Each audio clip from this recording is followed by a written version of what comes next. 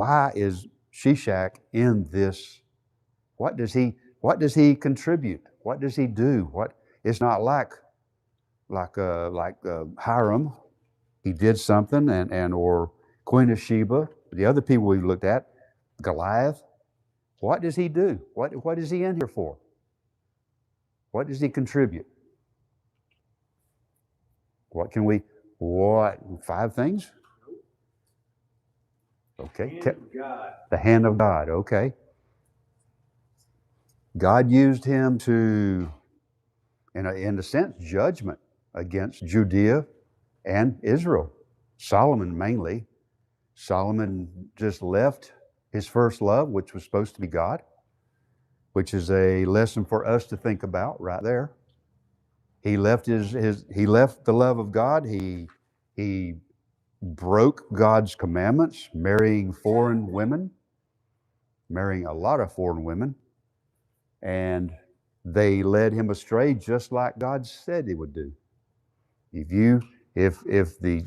told him basically, if you go into this land and you don't get rid of those people, you let your sons marry to those women, they will draw them away. They will lead them away.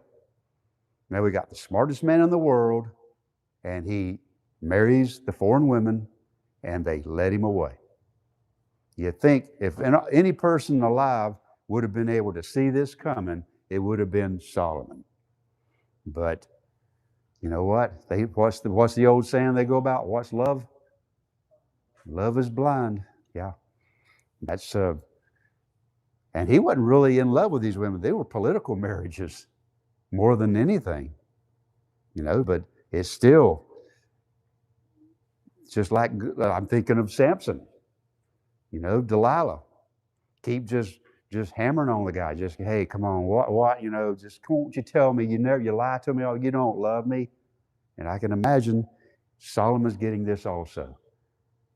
It could have been in the other direction too. It could have been lesser countries, lesser kings, lesser districts, and they wanted to have a piece of that action because we know that Solomon had a reputation throughout the civilized world at the time. That's why Queen Sheba came there.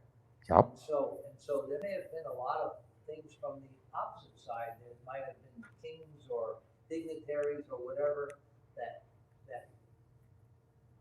put women in front of him as an opportunity, and so he just took them. Okay. Yep. I don't think he went and looked very much. I think he was. They were brought to him possibly to, hey, have you considered my daughter? Or yes, her, her feet will straighten out eventually. Yeah. Steve. I don't know how long it was, but he was warned. He was warned. By God, not to do that. So he was warned, and then I guess some time goes by, and I don't know if he just forgot or just thought, whatever, I'm gonna do what I want to do, But well, it was 4 years after he took the throne that he started the temple.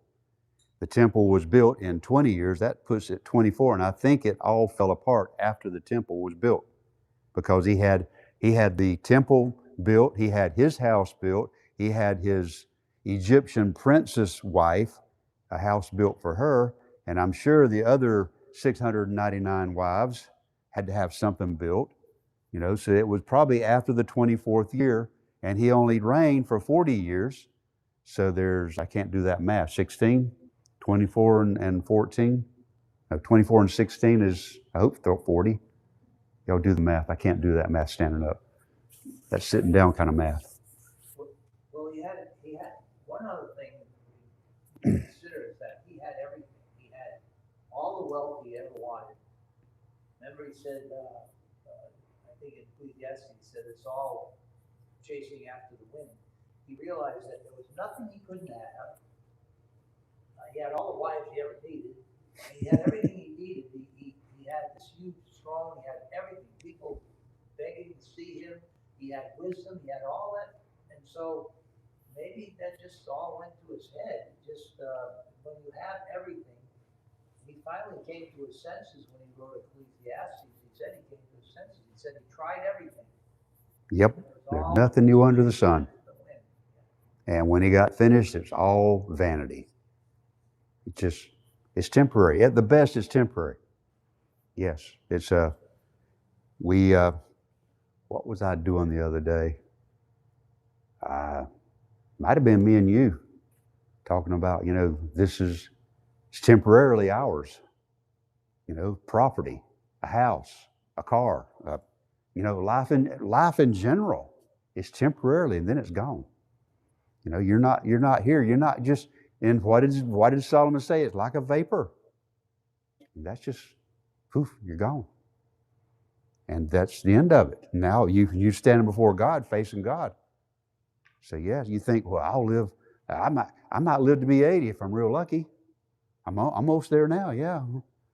Well, think about it. If you live to be 80, that's still just, yeah. And it's nothing.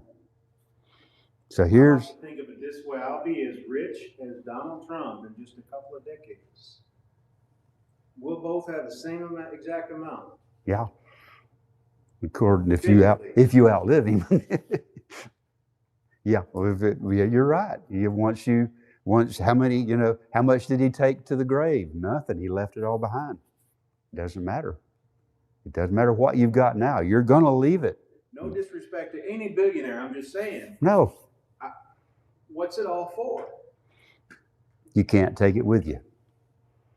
And if what you do with it right now in this life, what do you do with what you've got? Do you help other people? Do you promote the Word of God? What have you got in your life right now? What do you do with it? What did Solomon do? Solomon started out good, but he fell off the wagon real quick. I think he fell off the wagon and got run over by the wagon.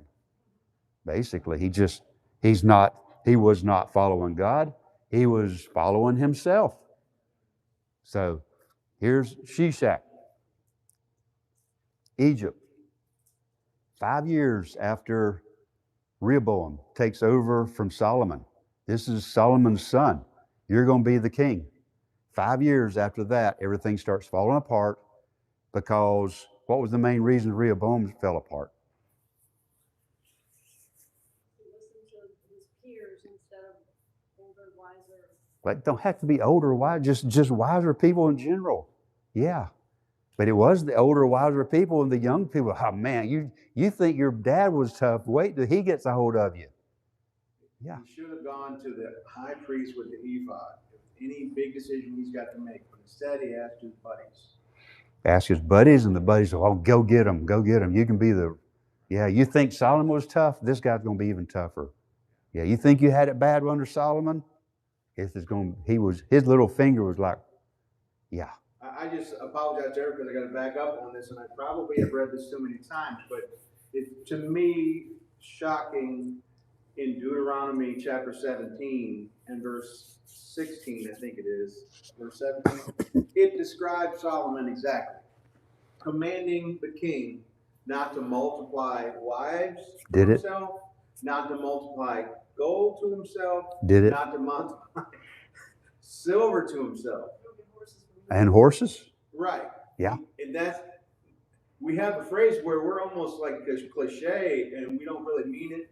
In this case, we do mean this phrase. He did exactly that. Yep. That's written, and he did exactly that. And that was 400 years before Solomon showed up?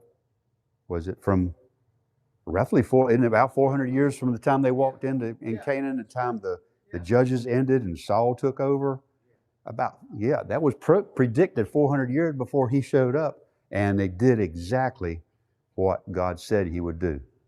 God knows men. He knows their hearts because he made us. That doesn't, yeah. But here's Shishak now. He has been called on the scene by God, basically.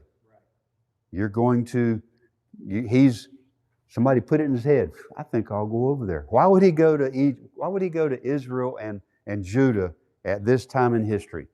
He knew exactly what Solomon had. Yep. He knew what Solomon had. Famous. And what's going on? Well, yep. He knew they were weak. That's it right there. Because you got Jeroboam and you got Rehoboam and they're falling apart. and it's easy to take over. Walk right in. Walk right in. And he didn't even take Jerusalem. He just took what was in Jerusalem. You can have the city. I want the gold. Take it. And he would have had the city if they hadn't humbled themselves before God and said, God is righteous. He's correct. We're wrong. He would have had everything. And that's the only reason they didn't get everything, Jerusalem included. But he got everything in the temple. Stripped it bare, what I understand. So it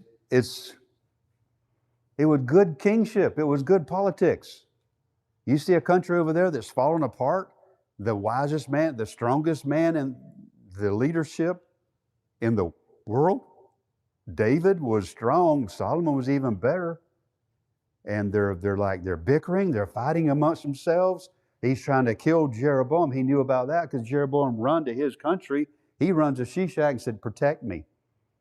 Solomon's trying to kill me because God said, I'm taking over, and Solomon doesn't like it. Who does that sound like? Saul. Sounds just like Saul said, I'll take care of this. I'll get rid of David. Well, Solomon said, I'll get rid of Jeroboam. He runs to Egypt. So now, what's the old saying? Good news travels fast. Bad news travels even faster. You know, I mentioned Jericho. They knew what happened in Egypt when the Israelites showed up at Jericho. They already knew what had happened. And Egypt was a powerhouse at that time. They show up at Jericho's back door, and we know what they're capable of. You don't think Egypt knew what the Israelites, Solomon, all that? They're fighting. They're falling apart. Now's the time to take over. Go in there and take what we want. So it wasn't a bad move. It was a good move if you're Egypt. So that's what he does. And he went in, and it's proven out of the Bible. It's proven by the things they've dug up in Egypt and in, I think, Israel, I believe. It was discovered that they have archaeological proof that Shishak existed and that he took over cities in Judea. In Judea and Israel. And he had a chart on the wall. He built a big monument to himself, I guess. You know, you're proud of your accomplishments. And he put on there, I took over this one, I took over that one, I got that one. He made a list of over 150 cities that he took over in Israel, Judea. And he named them. I got that one, got that one, got that one. So it's proven. It happened. This isn't just like, well, y'all think the Bible's right, but this is somebody else. This is, Shishak made a thing of what they call it, a stele, steel. And it's a clay tablet, basically, where they've written on it and documented. It's a document. You know, a long time ago, I got into a predicament at work, and we had big safety training shakeup.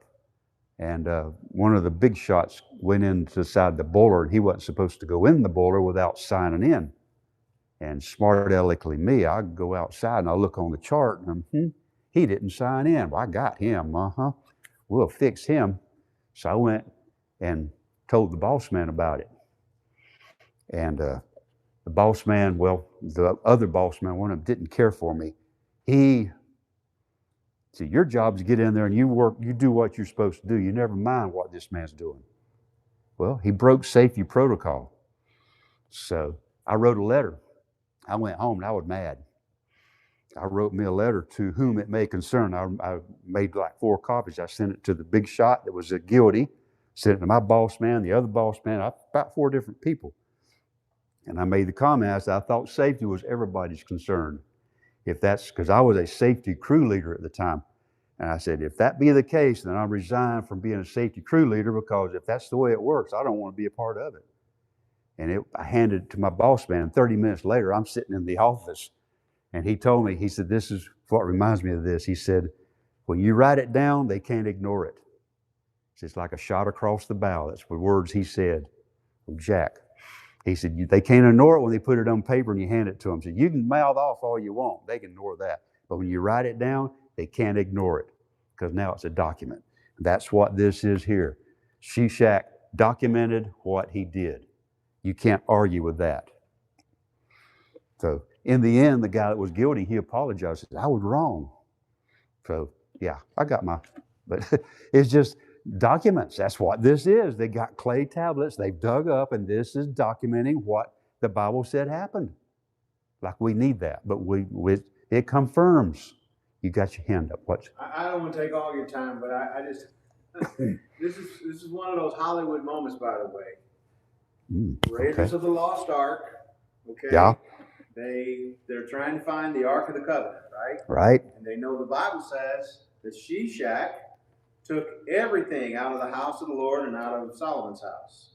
However, later in the story of the Kings, we see that Josiah tells the people, the Levites, to put the ark into the temple. So when it says in 1 Kings 14 that he took everything, he did take everything that was in there. But if we live by every word, not just only 1 Kings 14, then we know that they had taken the ark out before Shishak got there. Okay. I was thinking, why would he take that? But it was gold plated. Yeah. So that would have been, I'd put that on my list. That was the key important item for those people. Yes. So if I see a king out there approaching, I would hide the stuff, Right. Basically. And so this is an opportunity for us who live by every word. If anybody brings that up because it's famous, like I said, Raiders of the Lost Ark. Wait a minute, where is the ark? Well, it's funny you should ask. You know, we live by every word, and we know that Shishak did not get the ark because Josiah gives instructions about the ark later, and that's the danger of Hollywood, and that's the danger of anybody who just lives by one or two verses. It wouldn't have made as good a story if they hid it. I know. The movie, but now, what about was it it was the Philistines that stole the ark?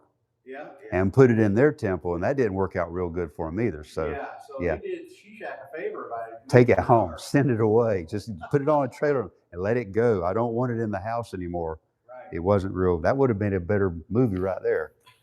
Yeah. So so they have documented this. This is Shishak. He's documented everything he did. And maybe it was a little bit of bragging. Well, you got to yank your own chain if you're the king, right? Nobody else just. Sure. So he's doing this, and it's in Egyptian records, and that's just it's a feather in our cap. You see, this proves what we've been telling you the whole time. That's right. It just makes it even more credible. It's hard to face the world and say, well, we believe it. Well, what kind of proof you got? We just believe it. We don't have. How do you believe God exists? We just believe God exists. You ever seen him? No.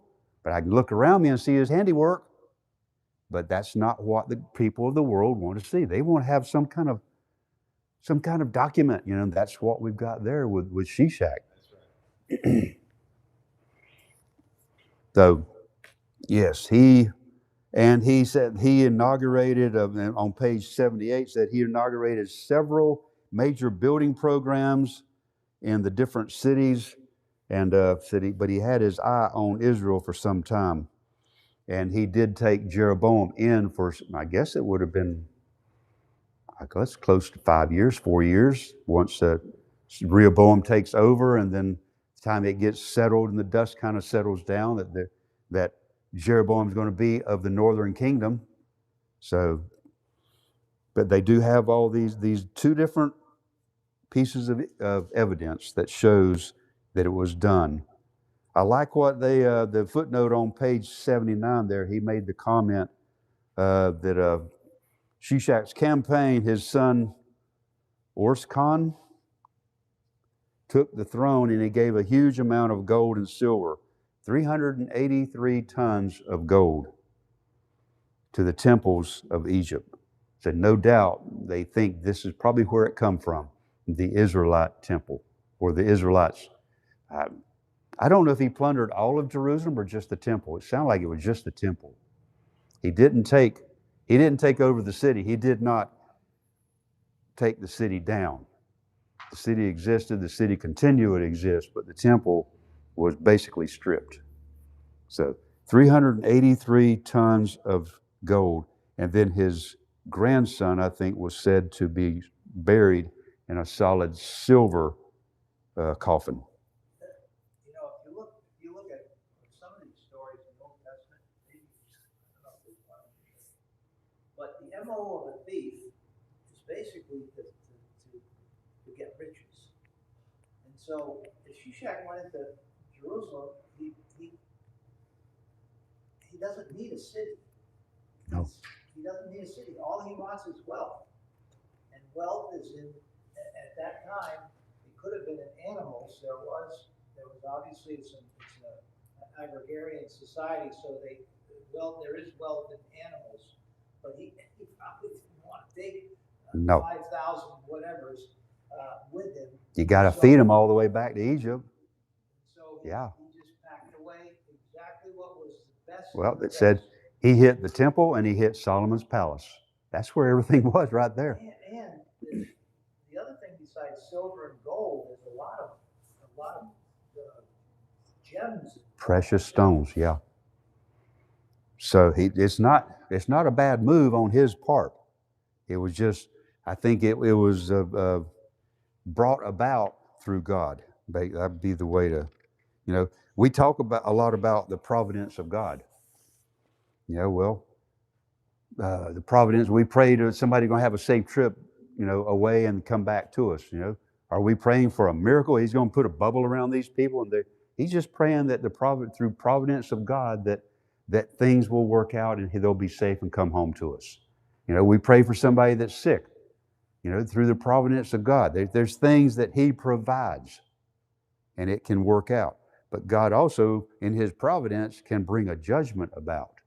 And I think that's where Daniel said it. God puts on the throne who he chooses in the kingdoms of men. He put Shishak in a position that he probably knew Shishak's thinking. Once he gets a chance, he's going to jump on this. And he did. So, when you're weak and you're fighting, that's just like our country, Republicans, Democrats. When 9/11 happened, was there any Republicans, Democrats, or was it they were more unified than any time probably in the last 30, 40 years? But probably been 50 years. Yeah. They were more unified because they had a common enemy now. So this is what Rehoboam and Jeroboam, they're trying to pick up everything they can get. And it's fighting, and it's not going to help the country, God's country, his kingdom, to survive. If memory serves me, I don't think there's much discussion in the scriptures about Solomon and his army. Didn't need it. And then when Rehoboam and Jeroboam split, if there was an army, they would have split that army. Well, Judah was smaller, had less people. But there just wasn't a lot spoken about the fighting men. What? They were obviously very good warriors when it came to them coming out of Egypt, and everybody knew about them. They were afraid of them. But God was not very pleased with either of them. Nope. He wasn't pleased with Solomon, and so it seems that when that happens, their army strength or their capabilities go way down. Well, we don't hear of a big battle with Shishak. He had peace on all sides for 40 years. What happens if you don't have any reason to run your army and make it do the things it needs to be doing as maintain an army? You have no skirmishes, no wars, anything going on for 40 years. What happens to your army? They get despondent, believe it or not. That's a known fact that warriors that don't fight. They get lazy. They get fat and ugly. Think about it. They're no longer warriors. They're just an army of fat old men that's been 40 years waiting on a battle. And God provided the peace. I'm sorry. There's no army there because they don't need the army. They've got an army, but it's not fit.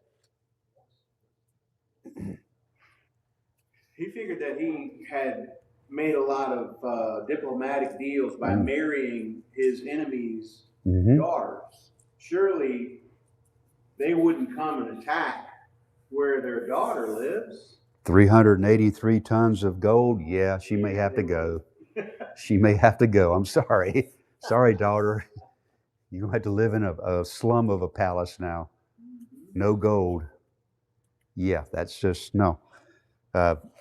So I've thought about what you just said about the army. 40 years of peace, they don't have to do, they're not putting any effort into the army. It's Solomon, his show and gathering riches. It's an easy life. And if it's just like going to the gym. I wish Kevin was here. You quit going to the gym, pretty soon you can't do what you could do 6 months ago. And the same way with a fighting army. You quit going and doing any kind of training or staying on the ready. And I don't think they stayed on ready because there's no need for it. So they got lazy. And when it did happen, well, I can't pick that up. I do that 10 years ago, but I can't throw that javelin anymore. Can't pull that bow back. So that's God. He gave them the peace, but what'd they do with it? You know, there's things in this life that we need to maintain and keep up, and God provides things for us, but we still have a responsibility. You know, just like the church, we have a responsibility. There's things we need to be doing in the church, maintaining and keeping up, even if God blesses us with a lot of things, but there's things we need to be doing. Sir? To go along with what I was saying, in 1 Kings 9:16, Pharaoh, king of Egypt, had gone up and captured, I guess it's pronounced Gezer, burned it with fire, and had killed the Canaanites who lived in the city, that had given its dowry to his daughter, Solomon's wife. Mm-hmm. So, you know, he's got an investment. It looks like it works until that Pharaoh's no longer Pharaoh. Because Pharaoh was different from Shishak. Right. Shishak's the first one that didn't call himself Pharaoh. Right. He's actually from Libya. Yes. Libyan. Yes. That was said the 22nd dynasty of Egypt. Apparently they have groups of kings from different areas, and they're kings for a while, and then somebody else takes over. And this is the 22nd changing of a group of people in Egypt's history, and they're from Libya. Not to overstate his capabilities, but he had, in those times, he had probably one of the most modern, well-equipped armies that we read of in the Old Testament. You talking about Shishak? Yes. Yeah. Chariots. There were a huge number of chariots, but the fact that he had so many horsemen. See, one of the things that I think God told him not to do, didn't we mention it earlier about multiplying horses, gold, silver, what was the other thing? Wives. Yeah. But, and so, yeah. That's why I think there wasn't any battle, because it was so overwhelming that they knew that it was. Well, it said they humbled themselves before God and just pray to God that He doesn't take everything. They're begging.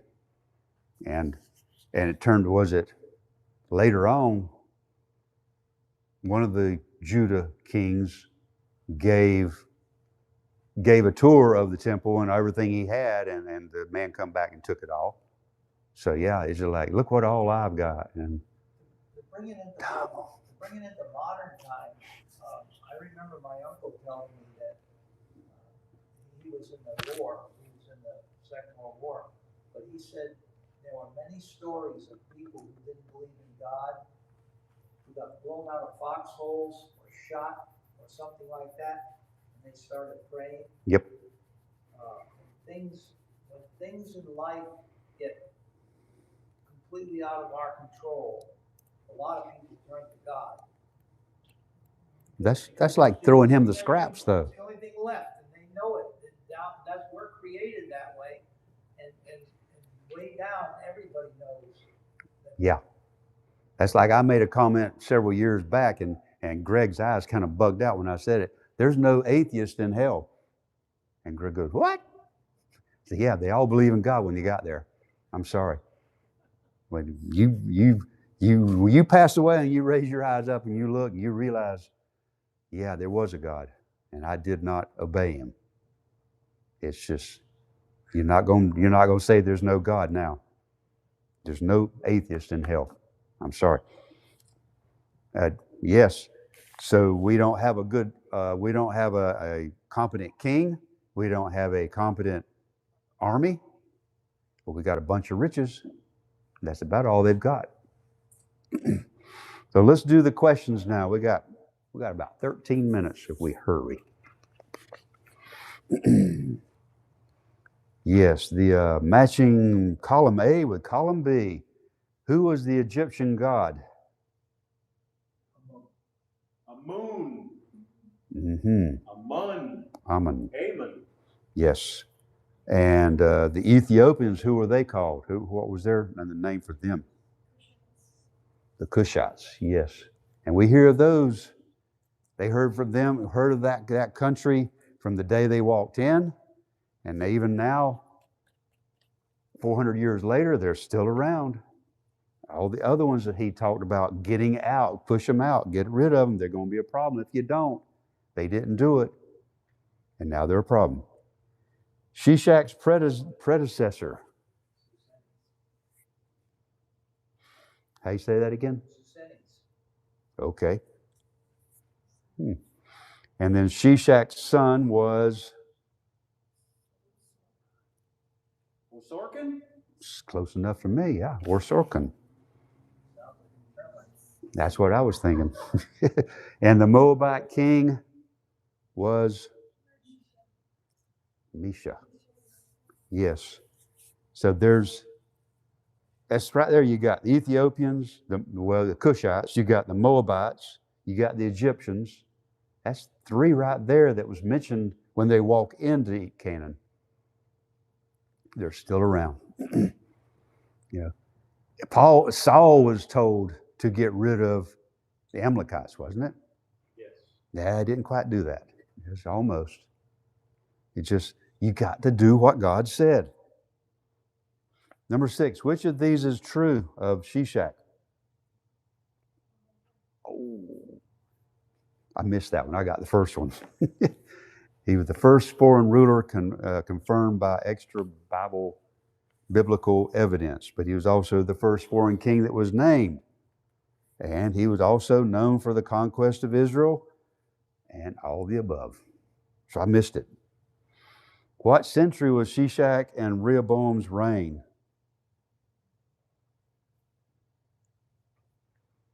Was it 10th or 9th?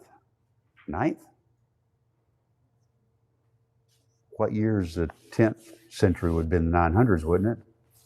I always get that mixed up. I think it's I do too. 10th century. We're in the 21st century now. It would have been the 10th century because it's the 900s. You're listening to her, man. Good idea.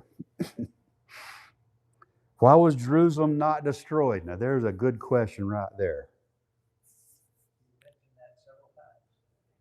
They humbled themselves. They're crawling before God now. They know they've got no choice. They've got no way out of this. This is like they're trapped. And God's their only. Why is God their last choice? There's a good question. We've made a mess of things. We've fallen. We've broken your laws, and we're in a trap. Well, we'll talk to God now. That sounds like people today. That's right. Things not going good. Maybe we ought to pray.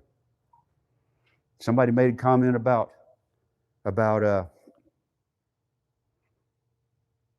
what was the comment made a while ago about people and their riches and showing the king. The king showed off what all he had, to another king, and the king come back and took it all. It's just like people online today. Look what all I've got. Take that picture with my stuff in the background. Yeah, come steal it. Sorry. Just that's what people do today. They want to put it online. Look what all I've got. I bought a new car. I got a boat. I got a motorcycle. And people say, well, why'd they come steal it? Because you told them to. You advertised it. Yes, so they were not destroyed because they humbled themselves. What was Shishak's original national background? I told on that one, didn't I? Libyan, yes. And of what material was Shishak's grandson's coffin made of? Silver. Cheap. That was like rocks in the roadway. It makes you wonder if he did go through Jerusalem and gathering up those sacks of silver that they had just piled around. They said it was as common as rocks.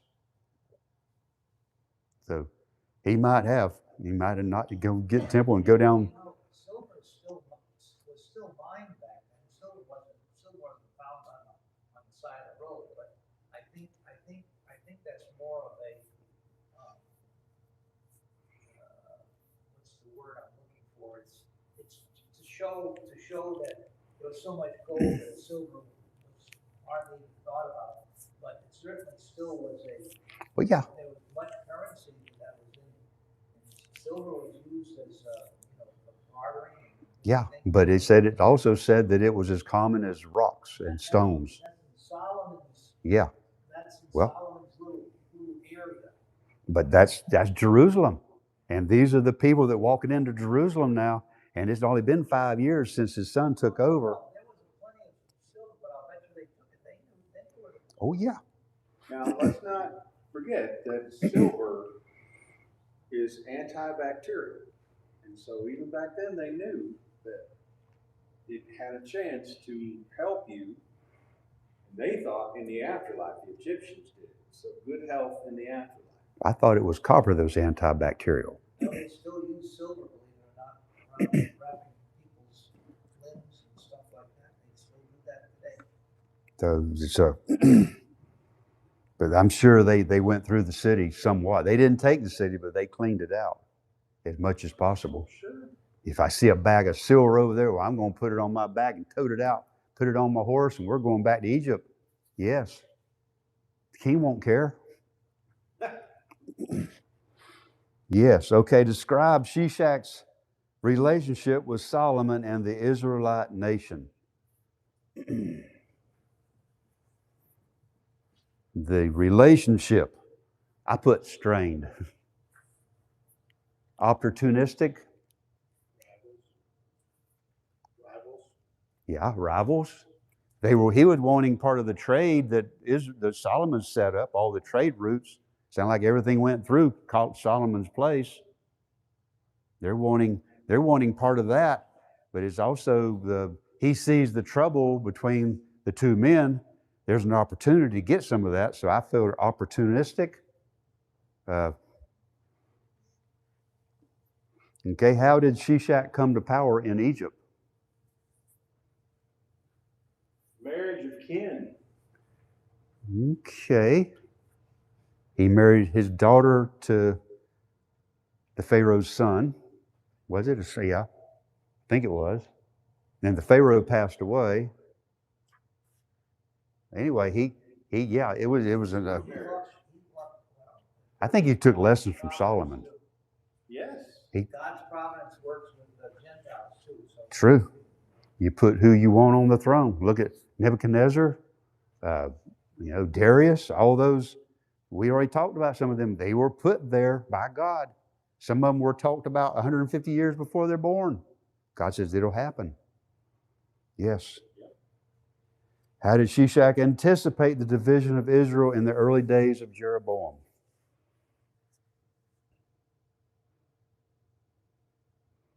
How did he anticipate the division?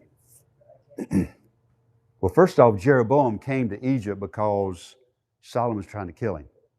Oh, he's man trying to kill you? Why would he want to kill you?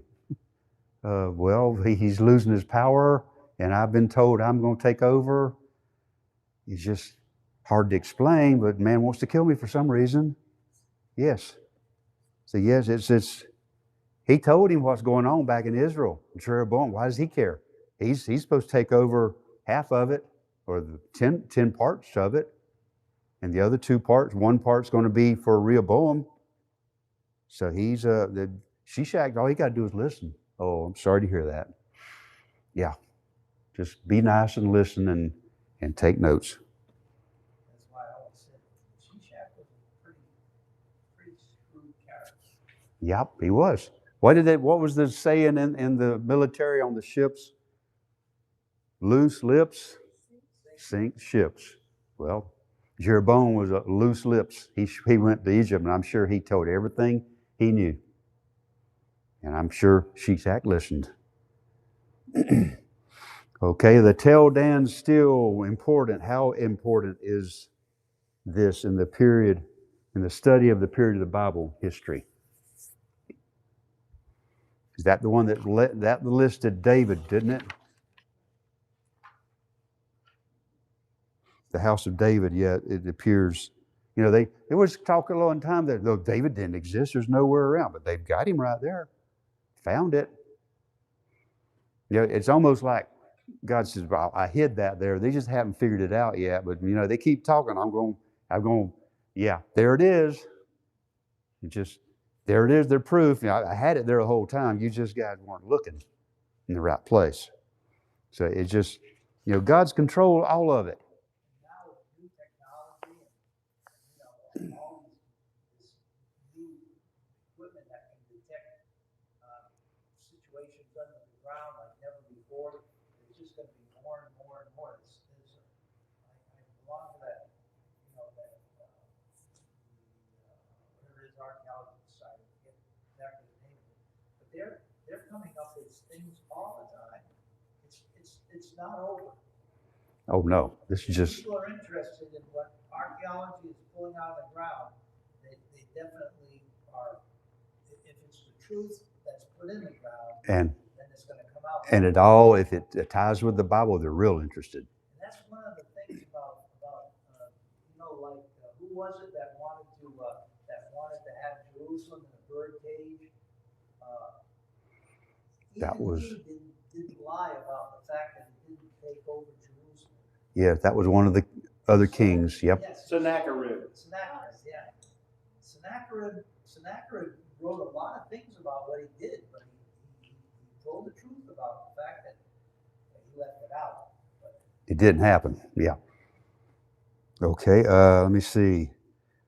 What does the Shishak relief show about the king? And where is that relief at today?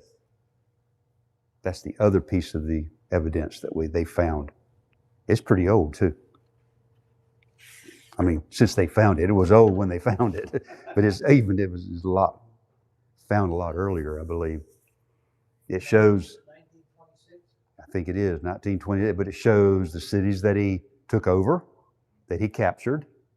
Shows that he was in there. It shows that what he did in Jerusalem, in Judea and Israel. And it also is in the museum in Karnak, which I think is in Egypt. And so, yeah, it's a piece of evidence. And I hate to say it, I don't mean it to sound ugly, but it's a piece of evidence in our favor. You know, it proves what we already believed. So, okay, about the last one there. Osorkon, what did he do for his gods when he became king?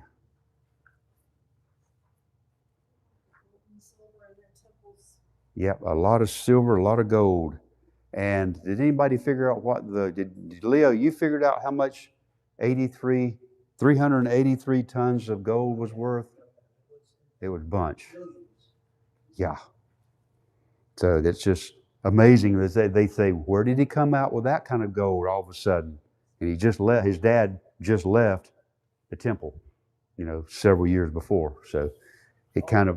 By the way, I think Marie brought that up too, that it said it was gold and silver that was 383 tons. So there was some of that was silver.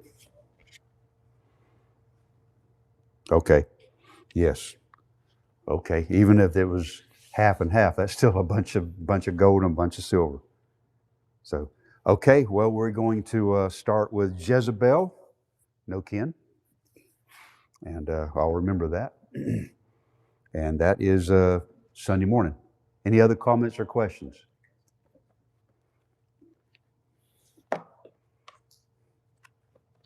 Now I turn around and do the invitation.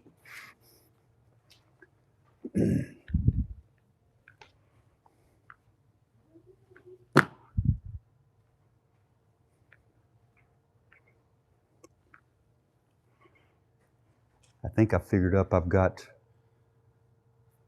5 Sundays left, and I've got 6 Sundays left, and we've got 5 lessons left.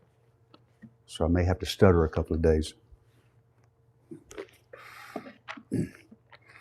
Make it, draw it out. All right, where is that thing? Right there.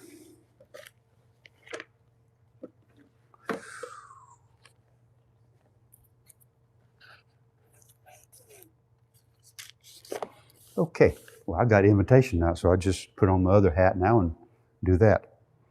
Then we do announcements after that. Leah, you lined me up really good tonight. Thank you. Okay, well, some of y'all know that I went to the eye doctor today, and they put those little yellow drops in your eyes where your eyes get really big and dilated, and you walk outside and you go, oh my goodness, how am I I can't even see the truck. Luckily, Vicki was driving for me, and I had my sunglasses on, and I had clip-ons over that. So I would like dark, and I'm still going, oh my goodness, look at this. And at 5:30, she said, you gonna be? I said, I can see better, but I'm still seeing star. It's kind of bright in here right now. So I'm thinking that and what we told you Sunday about the guy at work losing his sight. That'd been on my mind all week, because the guy was a great guy. He's not pastor. He's still a great guy, but he was a great guy to work with. In that sense, he's past tense that way. And he lost his sight. And I thought, I walk out and I'm complaining because I can't see very good. It makes you really put things in perspective. And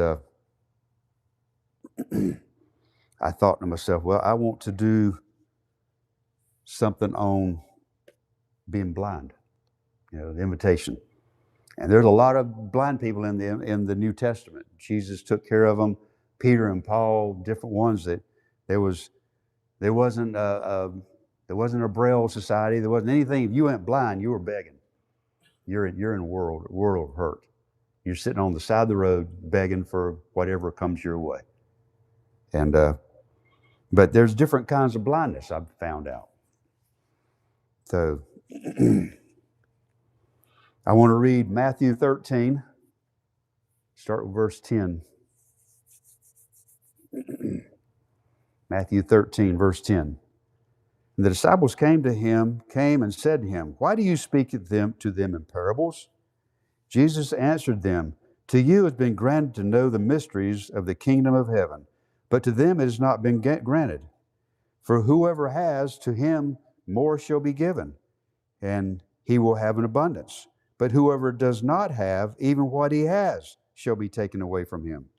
Therefore I speak to them in parables, because while seeing, they do not see. While hearing, they do not hear, nor do they understand. In their case, the prophecy of Isaiah is being fulfilled, which says, you will keep on hearing, but will not understand. You will keep on seeing, but will not perceive. For the heart of this people has become dull. With their ears they scarcely hear, and they have closed their eyes. Otherwise they would see with their eyes, hear with their ears, and understand with their heart, and return, and I would heal them. But blessed are your eyes because they see, and your ears because they hear. For truly I say to you that many prophets and righteous men desired to see what you see and did not see it, and to hear what you hear and did not hear it. And I thought, you walk out and you temporarily, this will be fine in the morning. I'll be able to see fine. As good as I did anyway. Not fine, but you complain about it. Here's a different kind of blind. They close their eyes. And that's where the world is today, even today. I don't want to hear the truth. I don't want to talk about it. They don't want to see. They close their eyes. They stop up their ears. They don't want to hear it. And how do we have to hear the gospel to believe it. You don't want to hear it, you're not going to believe it. If you don't believe it, you can't obey it. And to see, he's talking about people that sees things right there in front of him. The miracles they would have been able to see and prove who he is. They didn't want to see it.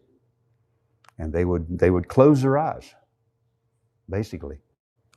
So I wanted to bring that to us tonight. The people lose their sight, but then there's people that won't use their sight or their hearing, which I've got shortcoming on both those anyway. But yeah,